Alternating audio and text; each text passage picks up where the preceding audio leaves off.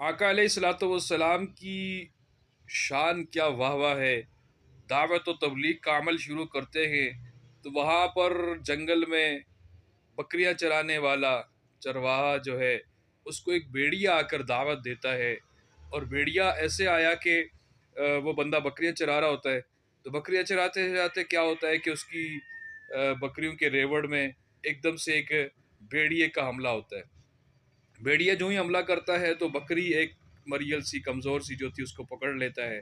اور اس کو پکڑ کے جب بھاگنے کی کوشش کر رہا ہے، بھاگ رہا ہے، تو اب یہ بندہ بڑا مضبوط تھا، طاقتور مرد تھا، یہ دوڑا اور اس نے دو چار ڈنڈے مار کر اپنی بکری کو چھڑا دیا۔ اب بھیڑیا جا کر پہاڑ کی چوٹی پر جا کر بیٹھتا ہے، اور جا کر وہاں سے اس کو پیغام دیتا ہے، آواز دیتا ہے، اور اسے کہتا ہے کہ بھائی،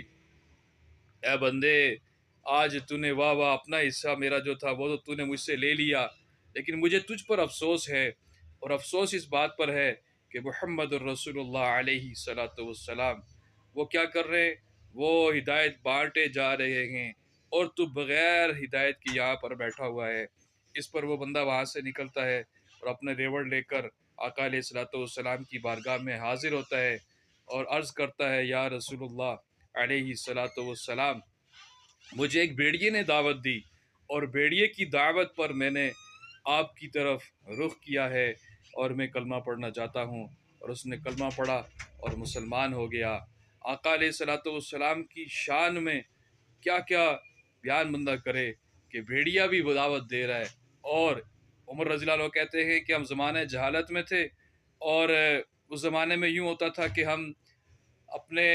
جو بت تھے ان کے سامنے جا کر جو بکرا بیل کوئی بھی ذبح کرتے، منتیں مانتے، اور وہ جا کر وہاں پر ذبح کرتے تھے۔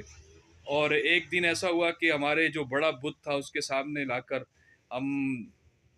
اپنے جانور کو ذبح کر کے تقسیم کر رہے تھے، ہمارے لوگوں میں سے ایک بندہ، اور اتنے میں بت بول پڑا، اور بت نے آواز دی، کہنے لگا، یا جلیج، اے سر سے گنجے، امر النجی،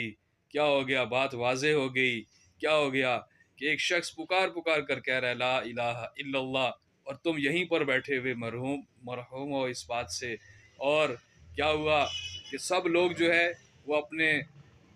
گوشت کو اور اپنے سامان کو چھوڑ کر اور اس بت کو چھوڑ کر بھاگنا شروع ہو گئے، اور آقا علیہ الصلوۃ والسلام کی وہ دعوت بت کی زبان سے سنی۔ اور عمر رضی اللہ عنہ کہتے ہیں دو چار بار اور اس بت نے میں وہیں بیٹھ کر سنتا رہا، اور اس نے اسی دعوت کو دہرایا کہ لا الہ الا اللہ کی للکار آ چکی ہے، لا الہ الا اللہ کی دعوت ظاہر ہو چکی ہے، اور اس کو اپنایا جائے۔ آقا علیہ الصلوۃ